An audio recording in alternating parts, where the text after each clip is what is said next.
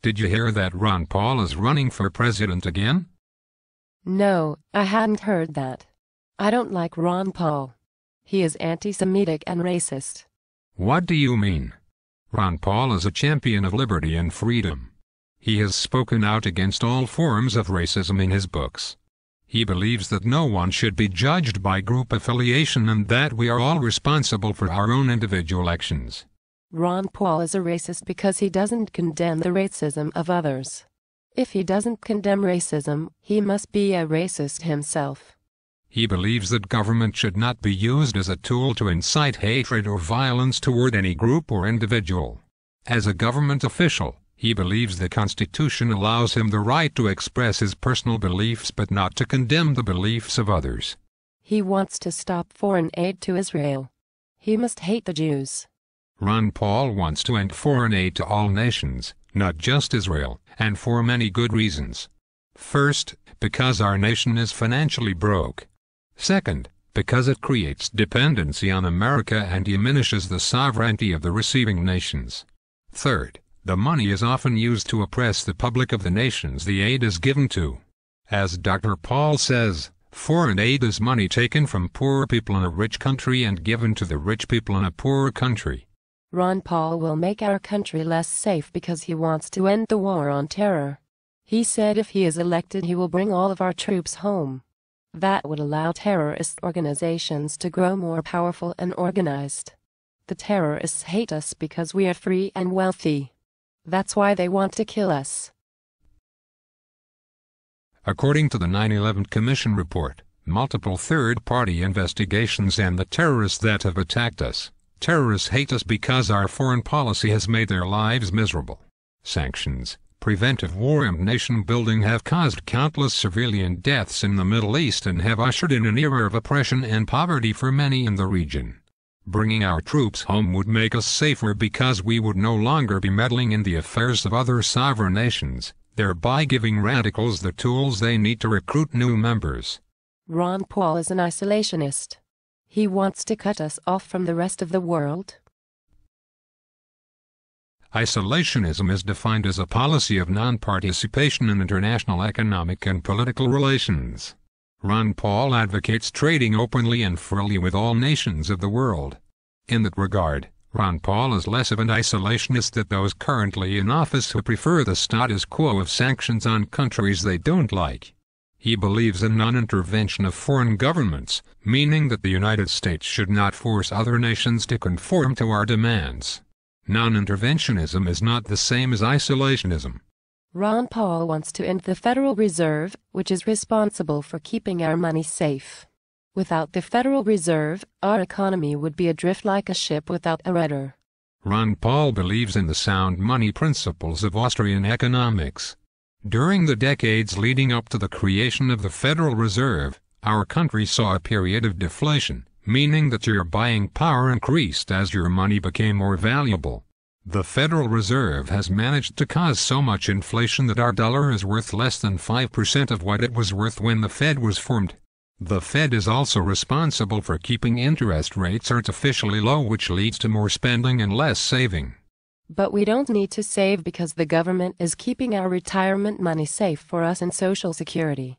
If nothing changes, Social Security will start paying out more than it takes in, sometime in the year 2016. The surplus will be used up by 2037. If inflation continues on its current path, your Social Security checks will not be enough to provide basic necessities after you retire. The government will take care of my needs when I retire. Obamacare or Medicare will provide my medical needs. Medicare has been shown to suffer the same problems as Social Security. It will be insolvent soon if drastic changes are not made.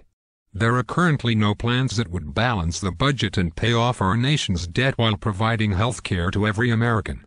Because of the phenomenon of moral hazard, an insurance plan that covers health care costs will naturally be more expensive than if everyone just paid for the medical services they need. Moral hazard occurs when parties insulated from risk behave differently than they would if they were fully exposed to the risk. People with health insurance and doctors treating those people are more likely to have unnecessary procedures performed because they are covered. Insurance also reduces competition and rewards mediocrity because the worst doctors are compensated the same as the best doctors. In a free market society, the good doctors would thrive and bad doctors would go out of business. Ron Paul wants to control my body by not allowing me to get abortions if I want. Ron Paul wants to return rights to the individual states to decide what is best for them regarding abortion and all other issues the Constitution did not assign to the federal government. He is on record as being pro-life himself because he believes that the rights of the Constitution extends to all humans, even those who have yet to be born. Dr. Paul has delivered more than 4,000 babies and has first-hand experience with the atrocities of abortion. His position is that a baby carried to term and then aborted should have the same rights as a baby born naturally. Both are viable human lives. Ron Paul supports gay marriage, prostitution and the legalization of currently illegal drugs. How can a conservative family man support such things? He wants to end the federal regulation of personal choices so that such issues are left up to the individual states. He believes that marriage should be a contract between two people or that the church should be responsible for it. As an advocate of liberty, Ron Paul believes that any personal choice should be allowed as long as it does not infringe on the liberties of other people. He says our federal government should not be used to govern morality or protect us from ourselves. I wholeheartedly agree. Ron Paul supports Muslims even though they are taking over our country. He is on record saying that he supported the building of a mosque in New York City at Ground Zero.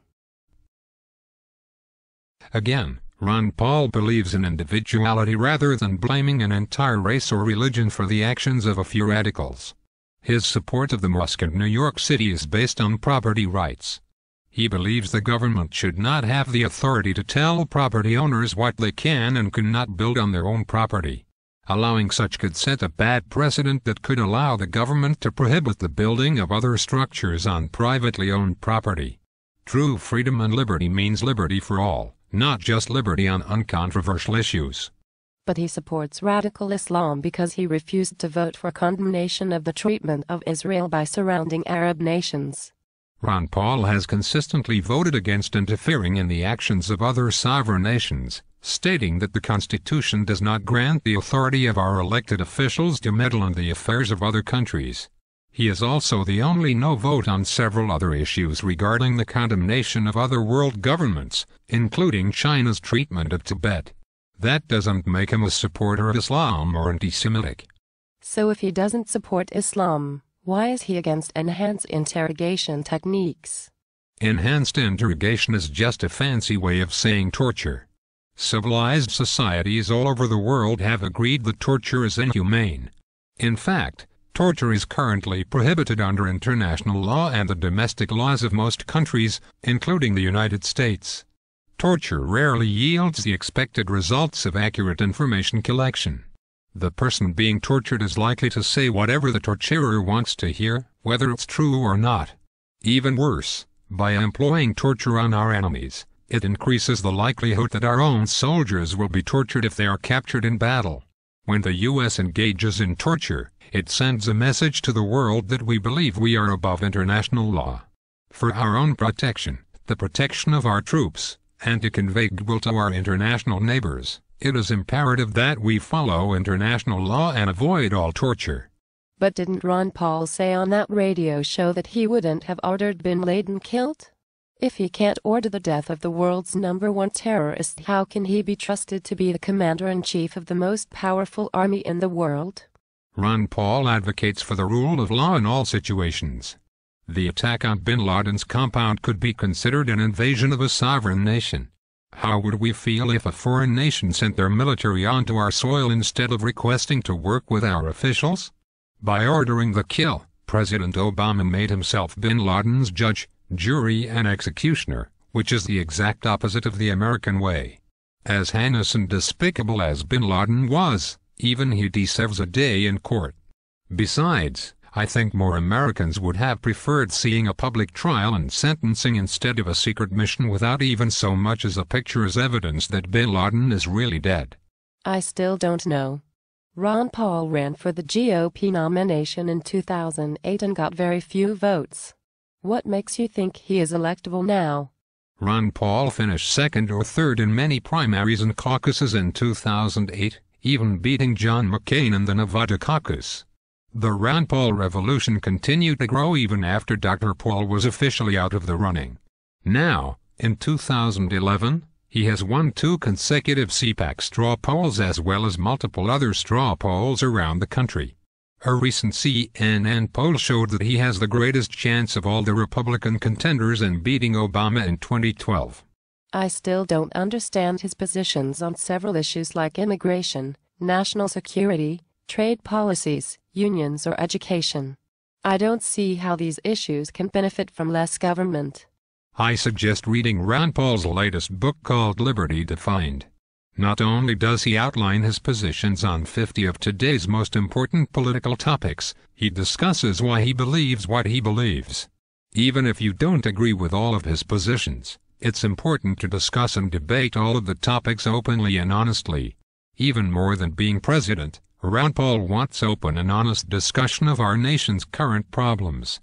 He wants transparency in government and maximum liberty and freedom for all United States citizens.